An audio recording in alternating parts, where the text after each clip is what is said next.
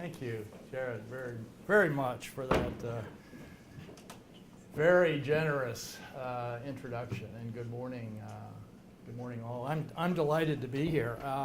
Especially appreciate the opportunity to share some of my business experiences and viewpoints with the business students in the room. Most of the folks here I see are business students, but a few others who probably aren't, but we're welcoming everybody.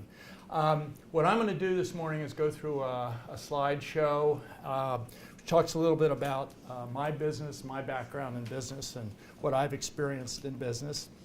And I'm also going to do some editorializing on the subject of business and the important role that it plays in our lives. And I'm hoping that'll trigger some good questions from you all in the question and answer to follow. But I want to start with the congratulations. I really want to congratulate the business students in the room for choosing to be business students. Business is a great, very, very practical choice of study, and a liberal arts college like E-Town is a perfect place to study it. In thinking about it, just about every organization that exists is a, quote, business of one type or another. So normally when people talk about business, they think of a for-profit business like manufacturers or banks or technology companies or baseball franchises. Those are businesses. I'm in a for-profit business in the specialty contracting business. But also many not-for-profit businesses are very, very much businesses. Hospitals, not-for-profit hospitals are huge businesses. Colleges, E-Town College is a business. Art museums, charities, they're all businesses. And even government-owned businesses or government-operated businesses like public schools or like the post office. Those are government businesses. They're government departments or agencies, and even political organizations that need to plan, hire, train, manage, market, and finance their operations are all performing business functions. So this is a very versatile, very practical form of study that you can be engaged in. And even if you only want to specialize in a specific skill or profession, be it a chemist or a teacher or a doctor or a lawyer, it's extremely helpful to have some basic business knowledge and business skills, because finance, accounting, marketing, management, communications, human relations, all those business functions are very applicable to really almost any walk of life. So congratulations on your decision to take up business studies. So as I said when I started, I'm going to talk to you about my business, while also sharing some of my views about the important role that business plays in our lives. And my underlying theme, which you'll pick up on very quickly, is that business, for many people like me, is a calling. And that's a reference that I'm shamelessly borrowing from this book by Michael Novak. Some years ago he wrote this. Michael Novak was a Catholic theologian, philosopher, diplomat, and journalist who wrote over 40 books on various philosophy and theology topics. In Business as a Calling, he pointed out that business is much more than just a practical career choice. It's a vocation that enables people like you and me to achieve personal fulfillment through interesting and challenging work, continual learning, meaning and opportunity, and the ability to make a positive difference beyond ourselves. To benefit customers and other businesses by providing them with easy access to high quality and affordable goods and services, to provide coworkers with better, safer, more rewarding and fulfilling jobs, to find new and better ways of doing things, to generate the taxes that fund our schools and our other public benefits, to improve the economy, to improve the environment, and so on and so forth. But before I get into too much preaching and moralizing, let me take some time to talk to you about my business career, and specifically about the organization that I have served for almost 35 years now, referred to as the Irex contracting group. It's called a contracting group because it is made up of a number of related specialty contracting companies that provide mechanical insulation, scaffolding, coatings, abatement, and other specialty contracting services to thousands of industrial and commercial customers throughout the United States. Its ownership now, it was a publicly held company, but we took it private. The ownership now consists primarily of managers and key employees, former employees, family members, and directors. We have about 45 shareholders at the parent company level and about 85 at the subsidiary company levels. And I'm going to tell you a little bit more about that in this next slide. I think this slide kind of captures sort of our philosophy on structure. I call it our Irex galaxy of companies. And the basic idea here is that you have a central unit, a core home office unit that is providing support services and financial services to each of these independent, separate organizations that has its own separate focus, its own management team, its own strategies, its own profit and loss statements, and to some extent it has its own ownership. The key managers of these companies own portions of their business. And we, as I mentioned, we have ownership in the parent company. We used to be a publicly held company, and all of our ownership was in the parent company. And the reason we switched this to a lot of our operating managers to have ownership in their own companies is because they were much more able to control their own companies and to generate the results. It was much more motivating for them to own partial ownership in their own business because they could influence more directly the results of that business than to have ownership in Irex. They were happy to have ownership in Irex, but it didn't necessarily get them up earlier in the morning or get anybody working any harder. But now they're very excited about their ownership at their local level. So the concept here is to get the best of the large company and the best of the small company. Small companies have advantages, large companies have advantages, they also have disadvantages. So what we're trying to do is to have the advantages of the small companies, where you have a small group of committed people who are really, in charge of that business. They're making decisions on the ground, they're very flexible, they don't have to go through a lot of bureaucracy, they know the people. That most of these are in local areas where they get to know the people they're working with on a direct basis, and they have all those advantages. At the same time, they have the advantages of the larger company that has the greater resources, the greater technology sophistication, the greater specialization, which has people who do tax and do accounting and higher level accounting and finance and banking and all those things, so that they can get the best of both worlds. And throughout my career, what we've tried to do is kind of walk that middle ground where we get the best of the big and the best of the small, but not the worst of the big, which is the bureaucracy and the slow-moving and the hard-to-make decision group, or the worst of the small, which is they don't have resources, or they're out there in kind of uncontrolled fashion doing things that don't necessarily make sense. So that is our basic business concept. We are, as was mentioned, 35 offices throughout the U.S., and most of our offices, most of our companies are geographic. So for example, our West Coast, we have a business called Argus that consists of the Arizona, Los Angeles, and Denver office. So that is a company that's one of our subsidiary companies. Typically, our branches, and each one of these dots represents a branch. Typically, a branch is made up of a branch manager, 2 or 3 account or project managers, a professional estimator, an office administrator, and anywhere from, say, 30 to 150 craft workers who are typically members of the building trades unions. Most of our business, about 3/4 of the business, is manned by building trades union employees, and then about a quarter is non-union. But that's an interesting issue, which some of you might want to ask me about in the Q&A. In the Lancaster office, which is our headquarters office, we have about 40 people.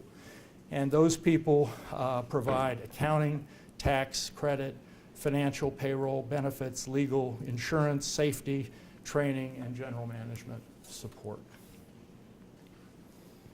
So, I said that our companies provide specialty contracting services. I want to give you a flavor of what that means. We are not a general contractor. General contractors will be responsible for an entire project. A building like this would have a general contractor, or sometimes construction manager, who would be responsible for the construction of the entire building. Then that general contractor will normally subcontract portions of the work to individual specialty contractors. And the specialty contractors usually have the bulk of the labor, the bulk of the installation responsibilities, and the general contractors are typically kind of overseeing the schedule and general management, but they often don't have many people working for them. It's the subcontractors that have the people working for them. So our basic business starting 50 years ago was mechanical insulation. The reason we're in Lancaster, Pennsylvania is because Armstrong is in Lancaster. We were a subsidiary of Armstrong. There was an employee leverage buyout in 1969 that made us an independent company. But mechanical insulation was the original work. When I came to the company, 98% of what we did was mechanical insulation. It's still probably 40% of what we do, so it's still a very important part of our business, but it's only a portion as we've diversified over the years. So as I tell people, I tell my kids driving around the country when we look at a plant, when you see pipes, you don't actually see the pipes, you see our work, because we're putting insulation on the pipes. So what's on a pipe, if you're insulating, has insulation materials like mineral wool or fiberglass or calcium silicate, and then you have to put a protective cover on that, and that's the metal that you see. So in this case, there's a sheet metal going on top of the insulation, so the pipe itself is 3 levels down. We do pipes of all sizes, shapes. We like the more sophisticated applications because we have the capability of doing more sophisticated applications, and if it's very simple, very easy, a lot of people can do that, and we don't have as much of a competitive advantage by doing the more complicated things. But we do pipes, we do ducts, large ducts. This is a very large duct. This is fiberglass insulation, and you cover it with a metal jacketing to protect it. This happens to be it's called a bag house. It's attached to a power plant, and it's designed to remove particulates from the before they go up the smokestack, so that pollutants and particulates are separated out, and they go down, and they bag them down here in the bottom. It's kind of interesting. But these are this is our work. All this metal you see is covering up insulation that we installed. So, pipes, ducts, and vessels. These are vessels, these are tanks. We do a lot of tanks and vessels of all sorts. You'll see other pictures of them later on. So these have our insulation on them and the scratch coat, the basic covering, and then these 4, we put the metal jacketing. And I just, maybe you can't really make it out that well, but there is some rather skilled craft involved in doing work like this. And this is kind of a great example. Those metal gores on that head took some real talent, real skill, and people who have had a lot of training in the business. So that's just another tank, kind of, again, we like the more complicated, challenging stuff because that's our specialization. We have people and experience that is much better suited to do that than most of our competitors. Not all of our competitors, but some of our competitors. So where do we do this work? We do industrial and commercial. So here's, I'm blocking your beautiful view of this thing. We do a lot of work in refineries and chemical plants. And these are the ones you drive by and you can see our work. We do a lot of work in power plants. This is another bag house, but it's attached to a power plant on the other side. So those are big customers of ours. This is, I don't know if this is my best example of a manufacturing plant. It's a gold mine, literally a gold mine, in Utah, where they actually mine the gold in those hills and beyond, and then they bring them in here for processing. It's kind of an interesting project. But manufacturing plants have a lot of pipes, ducts, vessels in them, and as you'll see other things that we do, we have application in manufacturing plants. We also do, those are mostly high temperature installs. There's also low temperature. This is a cryogenic facility. Cryogenic operates at like 200 to 300 degrees below Fahrenheit. So it's very cold. And that's, you see Air Products, for example, has those. You see those along 283. And there's a lot of liquid natural gas being produced now that is going through the cryo units. And we basically fill up that tower with insulation. Nuclear, we do nuclear. This is an interesting kind of insulation because it's metal insulation. It's reflective insulation. There it is. This is the insulation. It's a cap on a nuclear unit, and it doesn't have fiberglass or mineral wool in it. It just has mirrors. So the heat goes back and forth and gets trapped in these little enclosures that have mirrors on all sides. So we do that. Commercial, we do a fair amount of commercial, hospitals, commercial office buildings and the like. This happens to be the Kaufman Center in Kansas City. It's a performing arts facility that has, you know, orchestra and theaters and so forth in it. We did, it's a couple $1 million job for us in doing a lot of the insulation and penetration seals. I'll show you penetration seals later. We do a lot of stadiums. We did Oriole Stadium, Camden Yards years ago, but we did the Indianapolis Colts Stadium in Seattle, Mariners Stadium. So this happens to be where the College World Series is played in Omaha, Nebraska. They have an amazing, not a huge stadium, but amazing stadium there that's used 2 weeks out of the year. Seems like a shame. And then we did the work back here. This is the old Quest Center, and this is their office building and theater and training areas and so forth. So that gives you a sense of the kind of commercial work that we get involved in.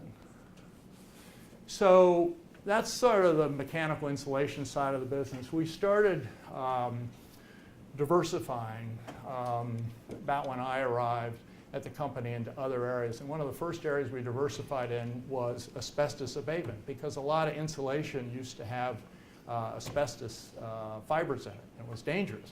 And so we were saying we don't want to have anything to do with that. We don't want to get involved with that. But that was sticking our heads in the sand, because our customers needed somebody to come in and remove the existing insulation that had asbestos in so that we could replace it. So we said, okay, we'll do it, but we're only going to do it one way, and that's the right way that adheres to all the safety requirements and documents like crazy, so that 35 years from now we'll know exactly who was on that job and what we did to protect them against any exposure to asbestos and so forth. So amazingly, we still do a fair amount of asbestos abatement. You'd think it'd be all gone by now, but there's still a fair amount out there.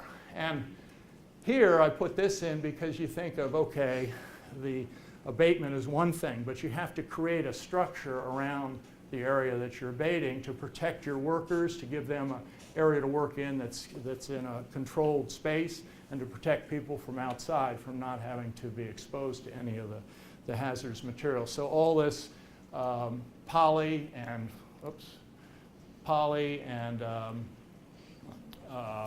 wood studs and everything, we had to erect this structure, and you can see it's kind of hard to erect the structures when you're in this is a power plant. but that becomes, another part of the business, and then that leads to other things, because now we learn how to do this, we can apply that to other areas. We do other types of hazardous waste remediation, lead paint remediation, and we even work for some police departments to clean up some of the messes that they run into. So there are all sorts of things we end up doing. Scaffolding, we do scaffolding. This is our scaffolding being delivered to one of our customers. And again, we try to focus in on the higher end, shall we say, engineered scaffolding that's not something that anybody can do, so that we can, really play to our strengths. So something like this requires engineered drawings, requires all sorts of safety of people, all sorts of planners trying to make sure that people using that scaffolding are going to have the best access possible. So we do a lot of that. Here's painting. We do painting and coatings. This is our LA office does a lot of that. This is in a plant in LA. And the president out there always wants me to include this picture, because that's him.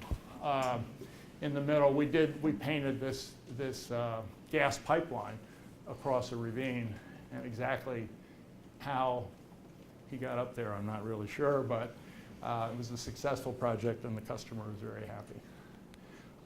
We also do some painting indoors. We have some controlled, in Toledo particularly, we have a facility out there where we can bring equipment in and we can paint it in a more controlled atmosphere and then take it out to the job site afterwards. So here's another one. This isn't a typical project for us, but it was a pretty significant one. This is the largest solar energy power plant in the world. It's called Ivanpah. It's in the middle of the Mojave Desert in Nevada. And what it is, it's basically 3 power plants. There's a boiler, to say it simply, on the top of that tower. There are 3 boilers. And these are solar panels that are directed to shine their energy, the sun's rays, to that top of the tower, which heats the water, turns it into steam, which runs the power plant. So what we get involved in here is the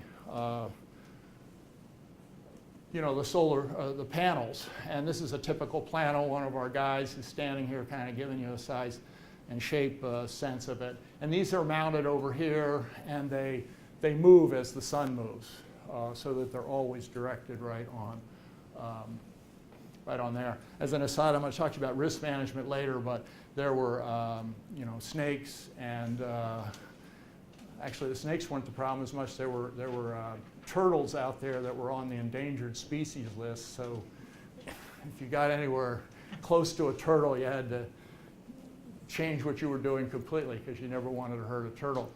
But those are the kinds of interesting things that we end up getting involved in our business.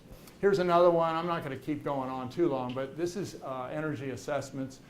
One of the greatest sources of heat loss is insulation that has gaps in it or has been torn in some way and allows the heat to escape. The numbers are amazing. This is a kind of a heat detector instrument that we have that shows this is a pipe, and of course the hot spots stand out.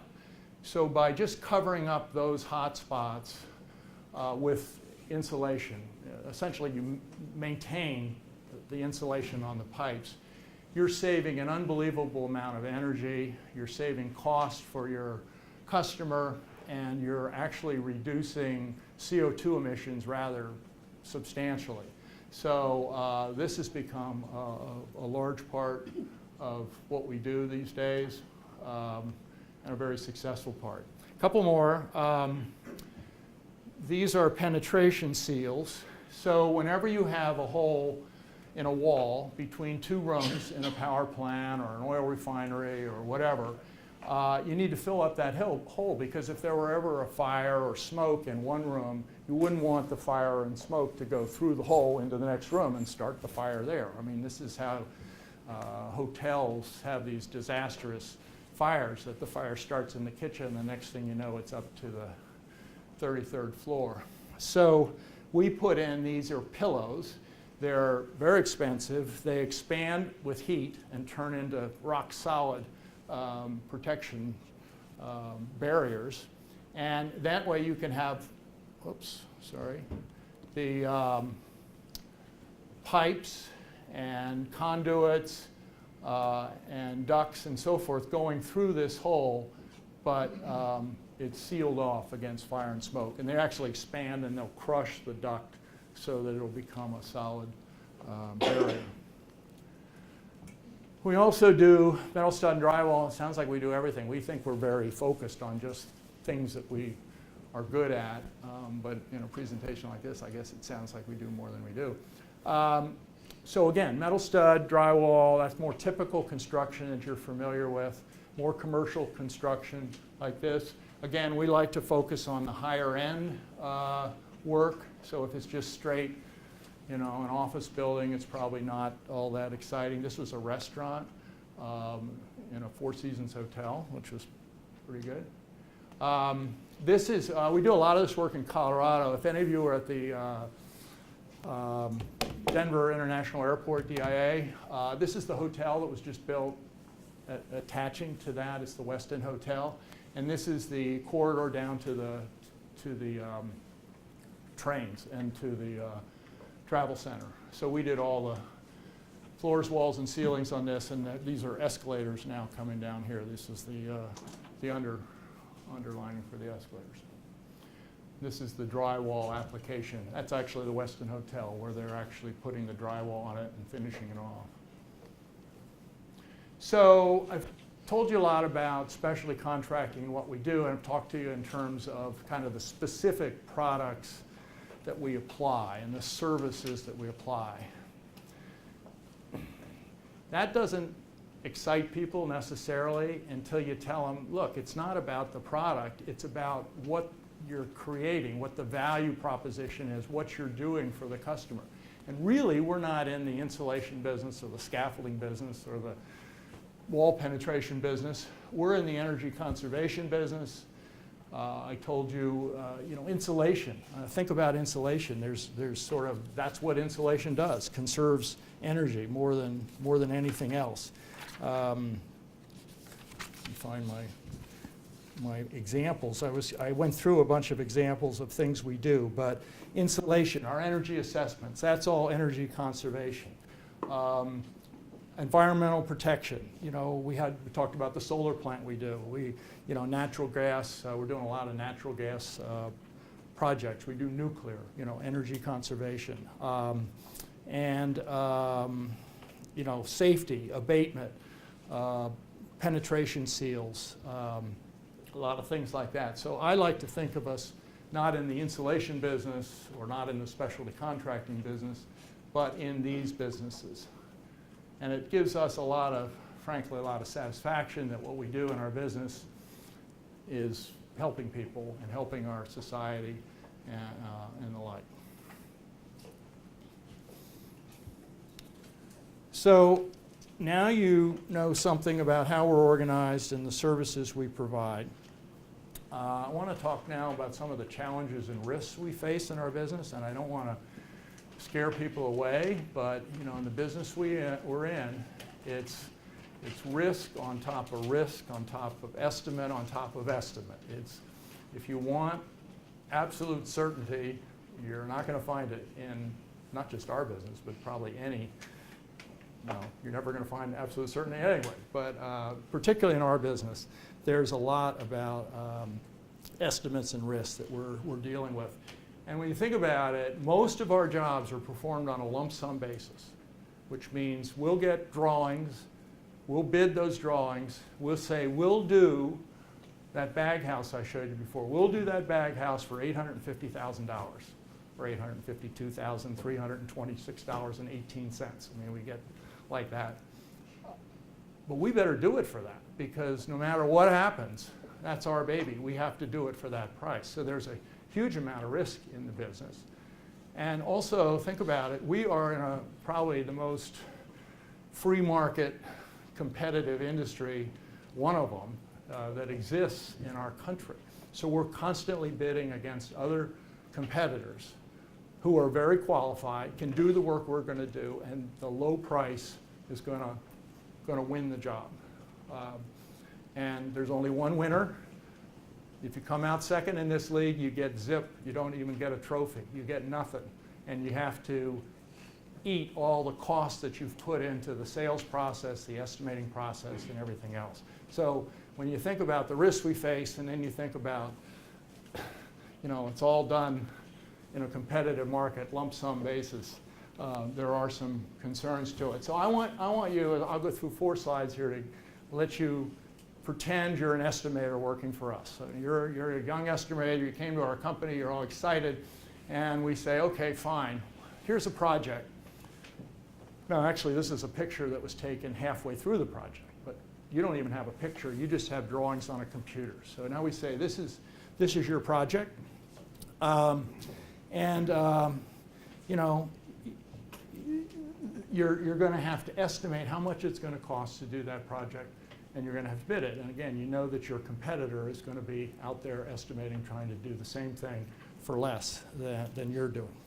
So, so let's see if you taken into account, you know, how you're going to build that scaffolding to go up there, and how you're going to get around this. These are some pretty tight spaces here. How your worker's going to be able to get in there to install the insulation that goes on that riser. How are they going to get the materials in there? They've got to use, here's the mineral wool, this is the metal sheet. How do you get the materials up there? And how many people is that going to take? I mean, do you need, well, maybe you only need 2 people to put on a metal sheet, but what if it's a windy day or something? Maybe you need 3. So you have to, you know, you have to kind of visualize all this in your mind and then write down on paper what you believe it's going to cost. Have you thought about weather? Weather's a huge factor in our business. That last picture, typically the ductwork goes on in a good day, 60-degree temperature day, nice, sunny, wonderful day. It costs about $10 a square foot. If it's 30 degrees, and with a 10-degree wind chill factor, it's $80 a square foot. That's 8 times the cost.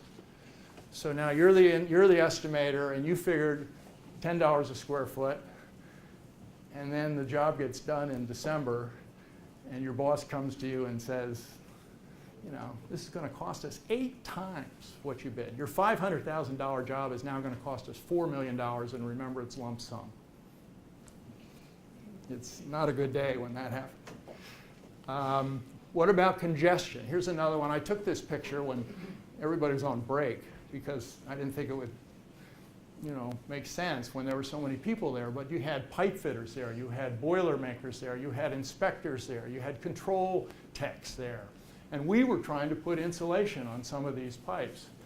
So can you imagine how much more time and effort it takes when you've got all this congestion? And look at the safety issues that you've got. You've got cables all over the place, electric cables. You've got, I don't know, you're going to have to access those higher levels. You use a ladder? What do you use? How do you get to that stuff? So those are all, you know, issues that have to go into your estimate. And then this is one of my favorite ones. So the day I was there were about 500 workers on site. And they had 2 elevators. And each, I thought this might be good for a talk later on. 2 elevators, each had a capacity of 10 people. And it took each elevator 5 minutes to go from the bottom up to, you know, all the different stages and then go back down. 5 minutes. 2 elevators, 5 minutes, 500 people. It takes 2 hours just to get people, if they all come at the same time, up to their job location. At $50 an hour, that's $25,000. $25,000 every morning to get people to their job locations. And that doesn't count. What about if there are breaks on a different floor? Or what, you know, how do they get down at the end of the day? So those are all factors that need to go. And oh, by the way, how do you get your material up there? You go to the elevator operator, and he says, well, you can wait for 3 hours because I'm going to be working, you know, sending people up here for the next 3 hours. and you sit around and look at your material. So how do we do this? This is a crazy business. Why, why would we take on those risks? And how do we do it? In our business, people are everything. A lot of businesses have machinery and heavy-duty machinery and equipment, and factories and trademarks and patents and oil reserves and mines. We don't have any of that stuff. All we have is people. We don't own our real estate. We don't own our buildings. We own our one building in Lancaster, but that's it. We have people, and every one of them is free to come and go tomorrow. They don't have to be with us. There are lots of choices out there, particularly in the labor market right now, where it's really tight. So we have to focus on our people and making sure that we're doing everything we can to give them a good quality work environment, making sure they're getting the rewards and motivations that they're looking for, that they need, and make us the preferred employer, because every one of them, particularly all of our really solid production, great people, have 10 job offers to go to our competitors for probably more money than we're paying them. So other businesses can talk about people are important and people are their most important asset, but if we don't really live that every day, we don't have anything. So these are some of our field workers. We really concentrate on them. I'll tell you later why. We view them as being at the very top of our hierarchy of people in our business, and providing them with meaning and opportunity and reward is huge. We, again, need to be the preferred employer because these folks can go anywhere they want to, anytime they want to. So our principal challenge is to create an environment where the best people in the industry want to be. Back to risk management again. People can leave any day. We have all these risks in our businesses. Another sort of side thing is we're roughly a $300 million operation. We have about $100 million of backlog.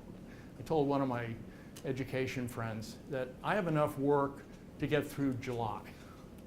He goes, well, how do you live in that environment? You don't have any work. You have 2,000 people. You don't have any work for August? Welcome to my world, So and yet we've been doing that for 50 years.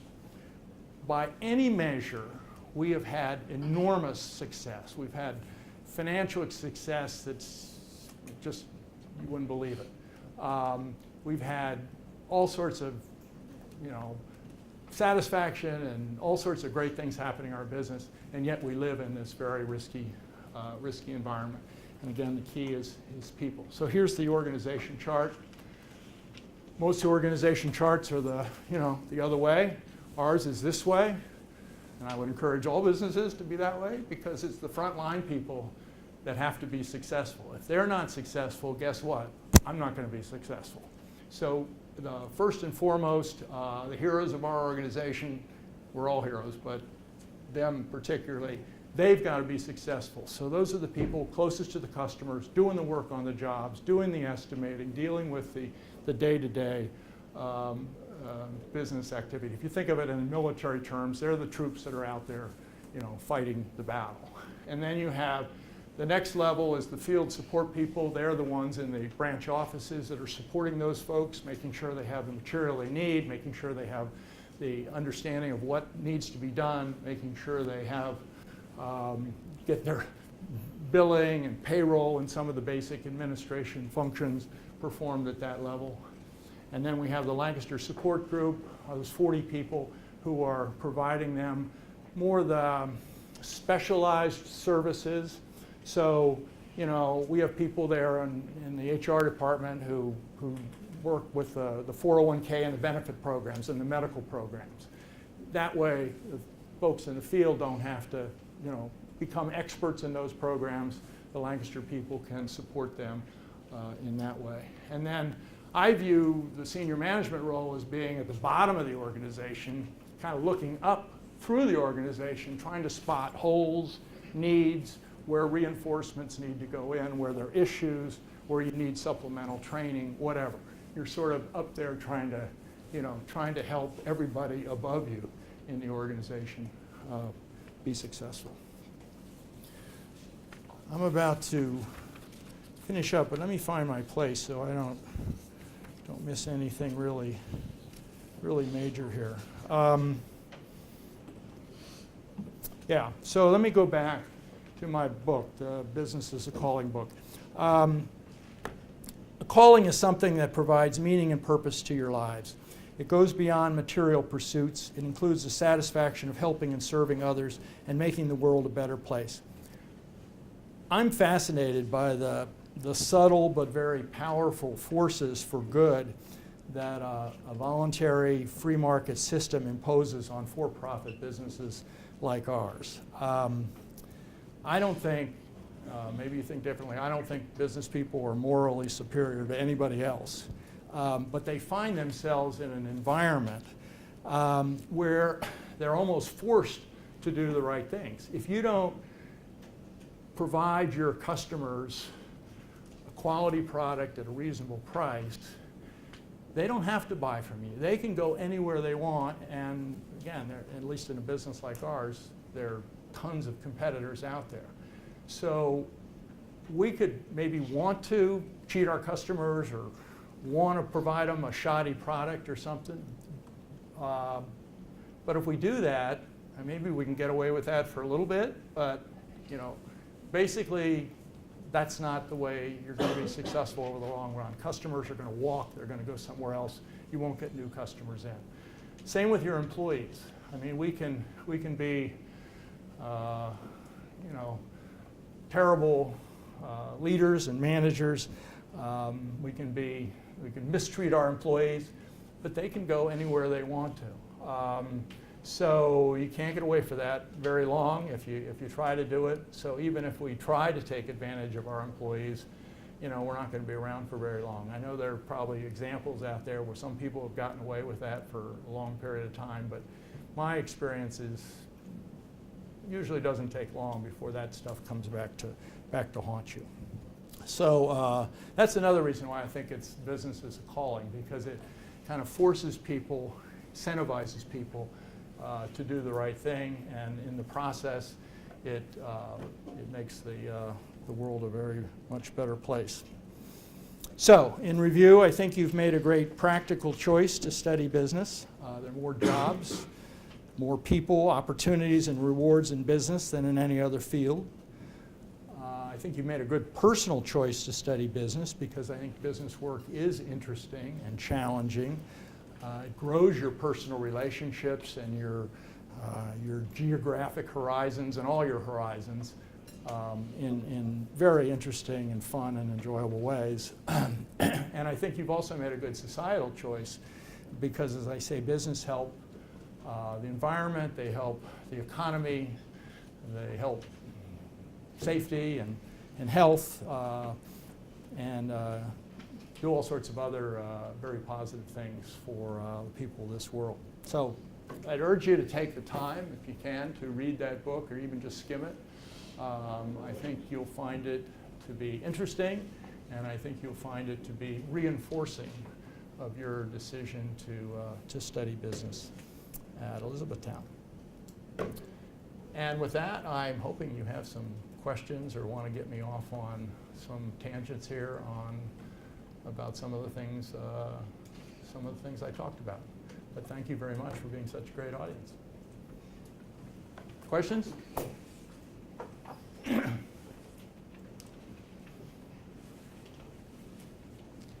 Yes, sir. When we were in the desert doing the solar panel stuff, if there was snakes or anything with that, also, would you say that's crisis management? Say if a worker got bit or something? Oh yeah, absolutely. Yeah, safety has, when I started in the business, I think the prevailing attitude was accidents happen. If there's an accident, well, that guy just, shouldn't have tripped, the world has completely changed. Safety is job one in a construction business now. So before every job, we do a safety plan. That one had, you can imagine, a plan that was about that thick because it involved not just animals, but heat. There were heat stroke issues. There were all sorts of sharp edges and dangerous equipment. And if you stood in front of one of those panels when the sun was shining on it, it would fry you. So you had to identify all the risks and then come up with a mitigation plan. And one of the things was we would have standby first aid areas and doctors and so forth. In that case, the first aid areas and the doctors were provided by the plant, so all the subcontractors were able to use those. But yeah, and then you go through every day before you start the work. You go through we call it a TSA. It's a hazard analysis that every worker does. It's a little piece of paper that you fill out identifying the hazards that you expect to encounter or you could encounter in your work today. Every day, all 2,000 employees fill one of those out in our company. So you identify things like trip hazard. Oh, I'm going to be working in this room today and I see there's an electrical cable there, and then what am I going to do about it? So this has become a huge aspect. And it's also competitively. Here's another great example of why I think Adam Smith's invisible hand works really well. The companies that get the work have the really good safety programs. So we can distinguish ourselves from other competitors if we have better safety record and better company. In fact, you can't even bid a lot of these jobs unless your EMR, which is a measure, is below 1. Our EMR is 0.54, which is very low in the industry. But good question. And we didn't run into any snakes, but we did have to save a couple of tortoises, which was a good thing to do. What else? Yes, sir. If your company already so big, are you looking to expand? Over the years, we've expanded in related areas. I think we're believers in sort of sticking to your knitting, as the saying goes, and not trying to make major leaps into areas that you're not familiar with. Each one of these areas has its own sophistication to it, and you can't just walk right out and do this stuff.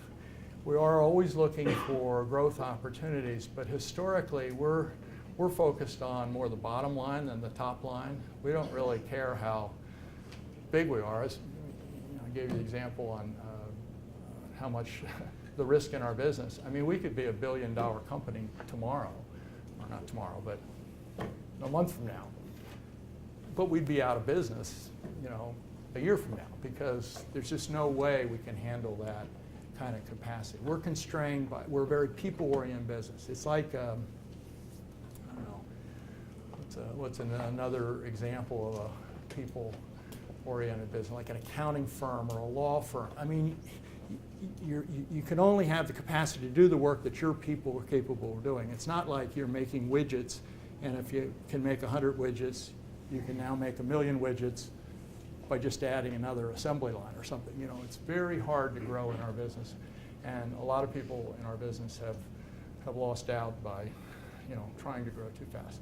But that said, you're always needing to find new things to replenish the old, so you're always looking for growth. I think if I did an inflation adjustment, in 1969 our company was an $80 million company. We're now a $350 million company. It's probably the same in terms of, inflation-adjusted dollars. But we've gotten enormously more profitable, which to me is sort of more important than having the biggest company on the block. But yes, sir. What do you do when you have periods where you don't have work? Do you take smaller jobs that you wouldn't normally take, or just not work? We have to flex with the markets and with the economy. The last time I spoke at E-Town, it was to a business group, right after the 2008 recession hit. And the key in your business is you can be a very successful $50 million business. You can be a very successful $300 million business. But if you bring the cost structure of a $300 million business and only have $50 million worth of work, you're going to lose a ton of money. So the trick is to reduce your expenses commensurate with your revenues, so you keep that margin.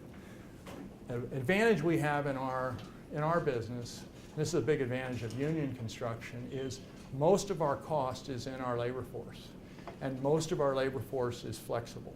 So if we have a big job in Louisville, Kentucky, and we have 100 people working there, and we no longer have a job in Louisville, Kentucky, those 100 people go back into, if they're union workers, they go into the back and work for other union companies, or if they're non-union, they usually find ways to go to work for other companies. So we have this automatic kind of safety valve that the volume can, the expenses can come down with the volume.